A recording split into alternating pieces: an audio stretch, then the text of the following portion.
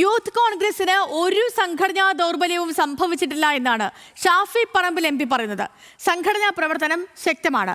പുതിയ അധ്യക്ഷന്റെ കാര്യത്തിൽ ദേശീയ നേതൃത്വം ഉടൻ തീരുമാനമെടുക്കുമെന്നും ഷാഫി പറമ്പിൽ MP ന്യൂസ് മലയാളത്തോട് പ്രതികരിച്ചു.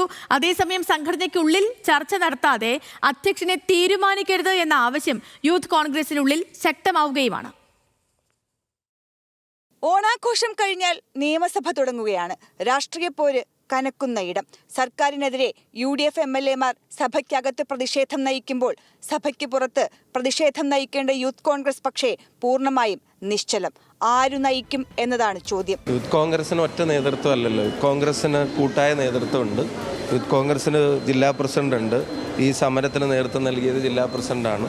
യൂത്ത് കോൺഗ്രസിന് സംസ്ഥാന ഭാരവാഹികളുണ്ട്, ബ്ലോക്ക് പ്രസിഡന്റ് ഉണ്ട്, മണ്ഡലം പ്രസിഡന്റ് ഉണ്ട്, സഹപ്രവർത്തകരുണ്ട്, പാർട്ടി നേതാക്കന്മാരുണ്ട്. അവരെല്ലാവരും അവരുടെ ഉത്തരവാദിത്തങ്ങൾ നിറവേറ്റുന്നുണ്ട്. അതിനനുസരിച്ച് സംഘടനാ കാര്യങ്ങൾ നടക്കുന്നുണ്ട്. ഈ സമരം നടന്നല്ലോ യൂത്ത് കോൺഗ്രസിന്റെ.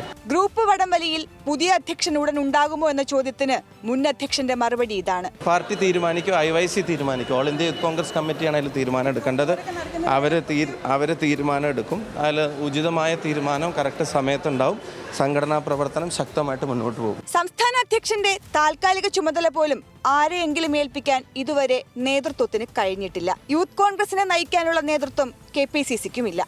പുതിയ അധ്യക്ഷനെ കണ്ടെത്താൻ ഗ്രൂപ്പുകൾ ചേരിതിരിഞ്ഞു നിൽക്കുമ്പോൾ യൂത്ത് കോൺഗ്രസ് ഭാരവാഹികളോട് ആലോചിക്കാതെ തീരുമാനിച്ചാൽ അടിച്ചേൽപ്പിക്കുന്ന നേതൃത്വത്തിനെ അംഗീകരിക്കേണ്ടതില്ലെന്നാണ് ഭൂരിഭാഗത്തിന്റെയും നിലപാട്. PR Praveena, news Malayalam, Thiruvananthapuram.